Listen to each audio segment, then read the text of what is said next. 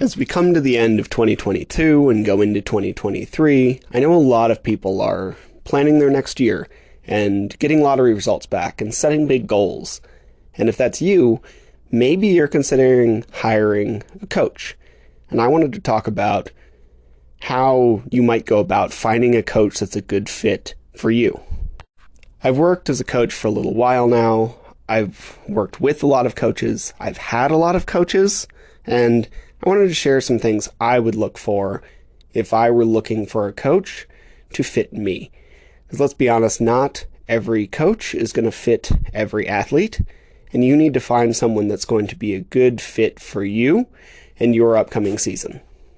So if that's you, if you have a big season coming up and you're looking at hiring a coach, I just wanted to talk about, one, whether you'd even benefit from one, two, how to find a good coach, and three, how to spot someone who might not be as good.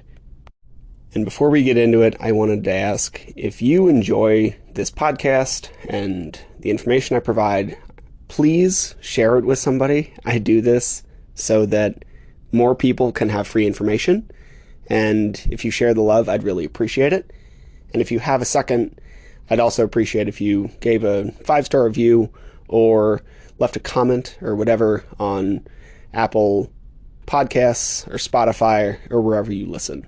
I try to read them, and I know that it matters way more than I seem to understand.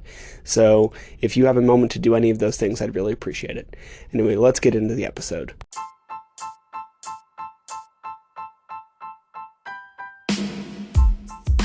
Welcome to the Eat Well, Sleep Great, Run Far podcast.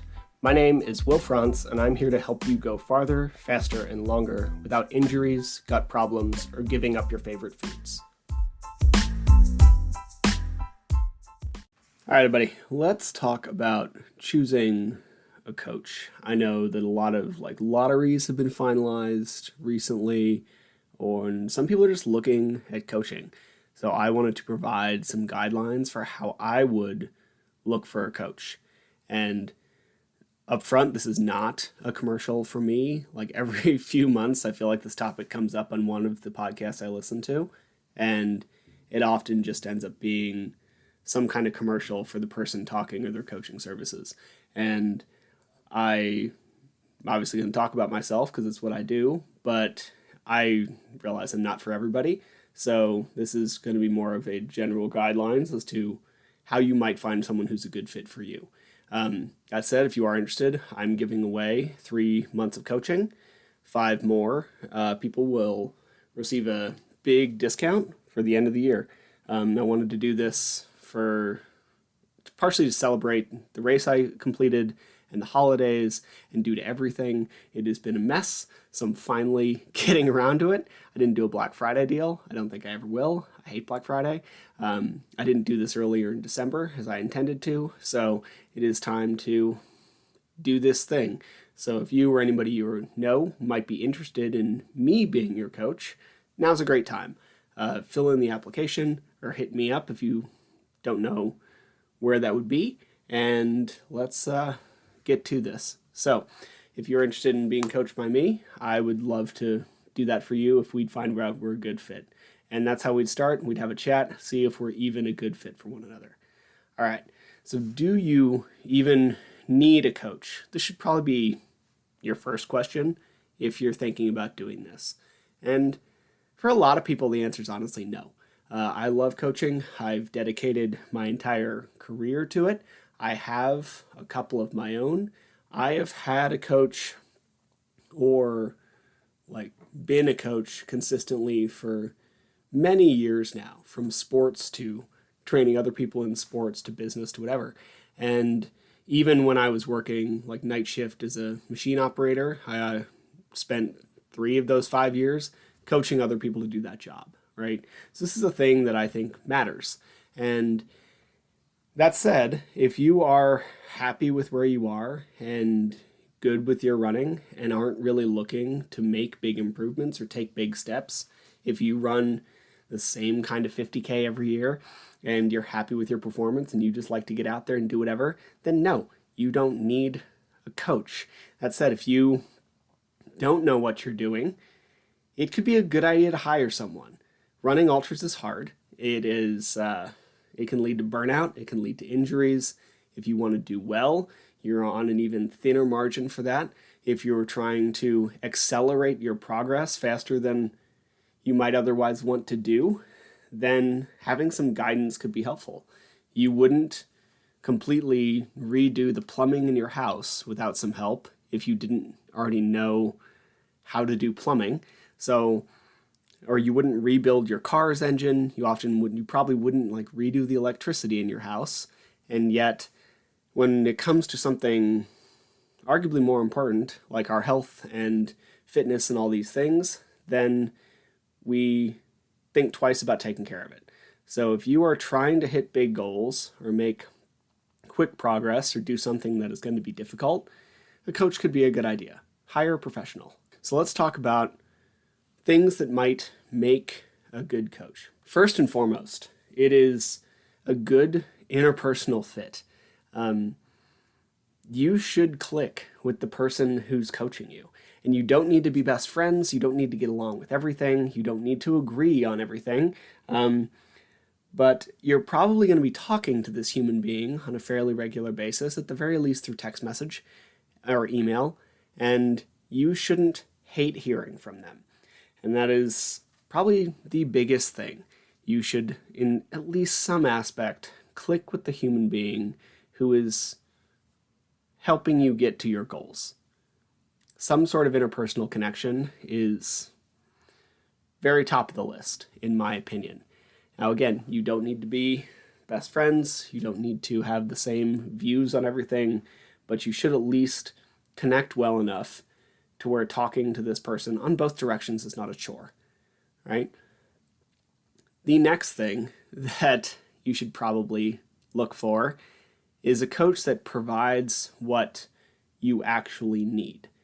And this feels silly, but I have a couple examples of conversations I've either had or heard of, and I'm not going to say which ones are which, but of people choosing a coach based on something that doesn't matter all that much in trade for something that would have been a big deal for them. So for example, I do nutrition coaching, and this is not based on a real conversation, just throwing this out there. I do nutrition coaching, strength, run, kind of full packagey. If I were talking to somebody and they needed nutrition coaching, I might be a good fit. Whereas another coach who doesn't do any of their nutrition work wouldn't be a particularly good fit. Even if that coach were faster than me, not hard to be, right? I'm not a very fast human being, had run the course they were looking for, all of these things that don't really matter if they needed some advice on their food, but not quite to the level of a dietitian, then I would probably be a better fit than that person. There are coaches out there who help women around menstrual cycle stuff. I'm not that person, right? So if you need that, then you should find a coach that will help you do that. And these are the kind of things that if something is important to you or going to be a big factor in your success, you should find a coach that delivers that for you, or plan to get more than one coach. Because if something is going to be a big factor, I would expect that you're going to look to want to achieve that, right? So make sure that they have what you actually need, or plan for other arrangements. Next, I like a coach that honestly doesn't have all the answers, at least immediately. The human body is really complicated. So if we're looking at coaching, running, or health or whatever, then your coach should probably tell you, I don't know, but I'll figure it out, right? And that should be the answer. I don't know the answer to that, or we don't know the answer to that as a general term or general idea in the field, but I will do my best to figure it out. And it's just a very honest response. You should look for someone who has that willingness to not know. And I think that is undervalued a lot of the time because, I know more about running stuff than most people who hire me. That's why they hire me, because I spend all day studying it. But I don't know everything. Nobody knows everything, because we as a collective don't know everything. So we should be willing to admit that and be willing to go look that out. On that note, like, you should look for a coach that is consistently growing. And this might be weekly research, it might be putting new topics out. Like, you can tell a lot of the time if someone is consistently growing. If you get the same workouts this year as you did last year from this coach, then maybe we're not looking at a lot of growth. It doesn't mean it needs to be revolutionary, right? Like, if you need to build some lactate repeats are going to look like lactate repeats. Like, it's not a big, or lactate clearance training rather, but lactate repeats are going to look like what they look like. It's not rocket science. But if we're not looking at some level of development year to year, that's probably an issue. Now, we should also look for a coach who doesn't try to fit you into some kind of predetermined system. I'll often see people who give you a very cookie cutter plan where you start with something like low heart rate training paired with OFM, Optimum, like fat metabolism stuff, and then we move to VO2 work, and then we move to a block of lactate work, and then you move to whatever, and then there's always a 3-week taper. It doesn't matter who you are. All of these things like are crazy. It's not that any of those things don't have a place for someone. It is that if that is the model, and every human that this person is coaching goes through that model, then you might as well just buy a plan from that person, because that's all you're actually getting. So we need to make sure that that kind of fits, right? Like, you should not always be in a predetermined system. There should be flexibility, should be tailored to you. That's what getting coaching is. And on a rabbit hole of this, they should be willing to answer your questions. I also think that's what coaching is. I've had people tell me that they're surprised that I'm willing to explain stuff to them. And in my opinion, that's my entire job. Like, it is not to be dictator on the hill and tell you to do whatever week to week. It is to teach you how to be an athlete and, yes, prescribe you workouts or whatever you want to call it, and help you with fueling and all of this stuff. But it is also to be there to answer your questions of why you're doing something. And oppositely from the, like, willing to say, I don't know, that's fine, but the answer, like, just do it, is never really acceptable, right? It's just not. Unless you're being an obstinate 3-year-old, and even then it should still not be acceptable. So we're looking for some level of explanation and work, right? So we need to teach people. If your coach is unwilling to explain things to you that you want explained, questionable. Now, if we look at more like the nitty-gritty stuff, like how many touch points do you need versus how many they offer? One of the things that I've developed over the years is anybody I coach can actually set up a call with me at any time. That might change down the road as I get more busy, but I would have to get exponentially more busy. Like, anybody I coach can text me at any time. It's not like a weekly call. It is, if you need 2 this week, great. If you need none for the next month, also great. We don't need to be a burden on each other. Like, we should fit into each other's schedules in a way that actually helps you. And I'm also kind of neurotic, so as a result, the availability of touch points makes me feel better. It is partially selfish. Like, and I have a couple athletes over the past year who, like, rarely messaged me. And then I have others with whom I chat once a week or 2. Like, most of that comes down to busy work schedules and adjustments and where they are in their training. But that's me. There's some people who do a weekly call. There's some people who do a weekly group call. Like, you should be able to, back to the answers thing, you should be able to get answers in a manner that helps you, or like in a time frame that helps you. If your call is every Friday and your long run is every Thursday and you don't see something coming up before then, like, we need to make sure that your call schedule actually, and like contact schedule, actually services your needs. on the other stuff, like a coach is invaluable, but I also realize like not everybody is for everybody. Like I swear I do educate. I expect you to be involved in your coaching. I expect you to tell me if something is wrong.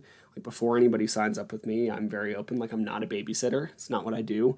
I'll check in with you if something's wrong, but I'm also not gonna coddle you. Like there are plenty of people who are willing to do that. I feel like you're an adult, and you'll often get a question from me like, "Hey, like what's going on or why." It's never going to be like, "Why didn't you do your workout?" It's not really my jam. I feel like we should have a mutual understanding that life happens and communication is important. So I expect you to be an adult, and I would hope that you expect me to be a professional, and vice versa. So I also don't sugarcoat things. If you hire me, I expect that you want to be better, not just feel better. And if you just want to feel better, that's fine, but that's not really what I'm about.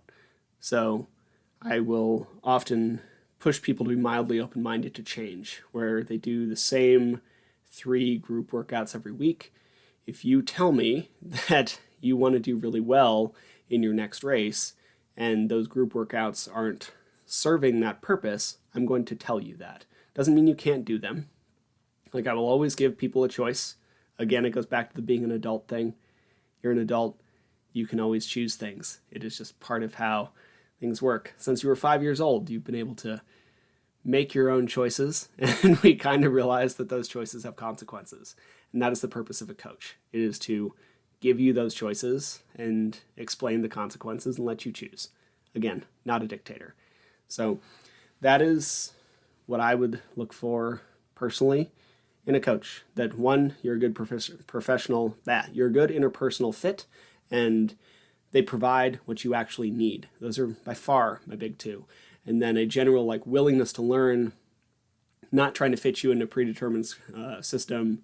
And then nitty gritty, like do they have the touch points you want? Do they coach using systems you like? Like if I use Training Peaks, it is a thing I use. I'm willing to use other things, but like not super happy about it. So if you hate Training Peaks, then we're probably not going to jive super well. So that's kind of how that goes. Now, from here, like if you already have a coach, great. I think that's lovely, and I hope you enjoy them and start working with them. If you're having issues with your current system, I would ask you to think of a couple things. One is very simply like, are you actually doing the work? And if you're not, are you explaining to your coach why? The biggest issue I've run into with the past few years of coaching is I would prescribe work, and then someone either told me they didn't, or did it and did not, or they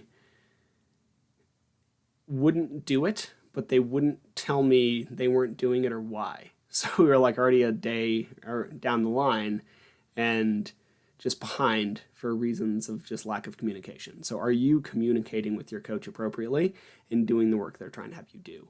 And the next would be, are you being honest about your priorities?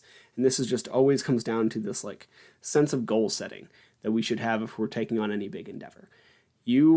Running doesn't have to be your top thing. It probably isn't. Like it is probably a big thing in your life if you're listening to me yammer on about it for 20, 30 minutes, but it is probably not the top thing in your life. That is likely family or your job or things that allow you to continue surviving, right? Running is probably a thing that helps you feel like helps you continue surviving, but is probably not actually necessary to your survival. So it probably isn't your highest priority unless you make money doing it.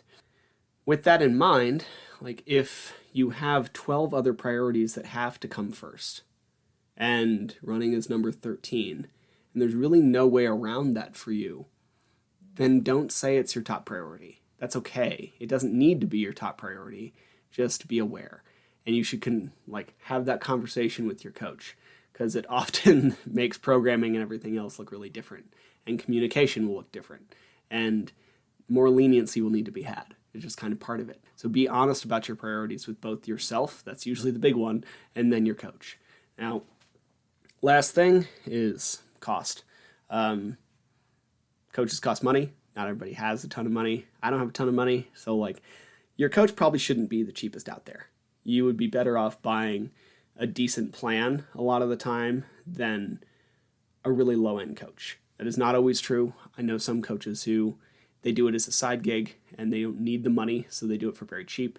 But most of the time, if they're coaching and it's their main gig, it's going to have to pay their bills. So if you are talking to someone who this is their life and this is their work and this is what they do, then it might be an idea to not go for lowest on the totem pole as far as cost.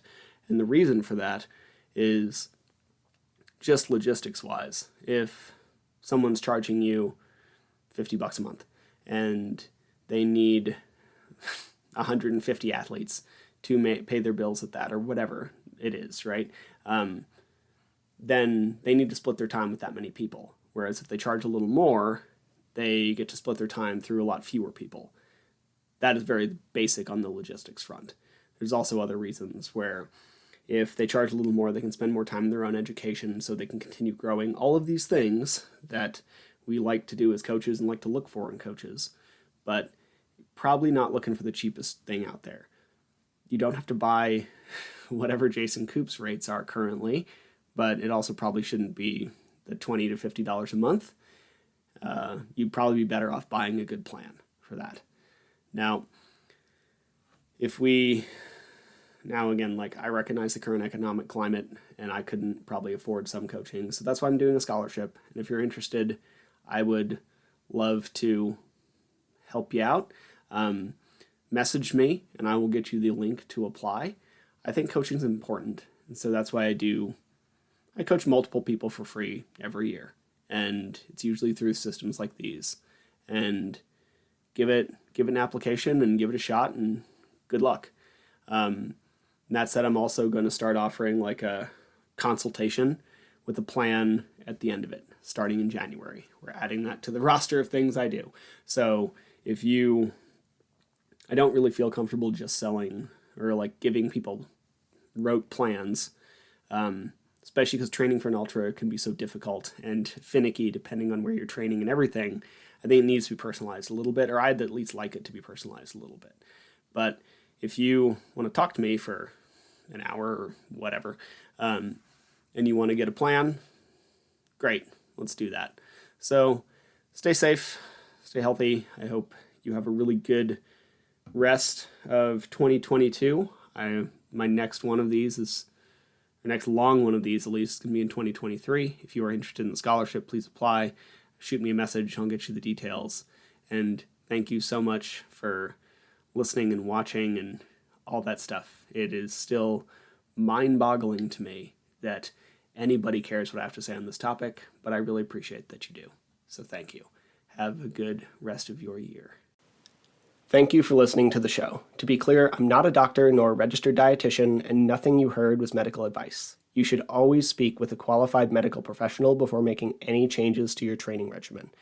If you enjoy the podcast or found it useful, please take a couple seconds to give it a rating or share it with a friend.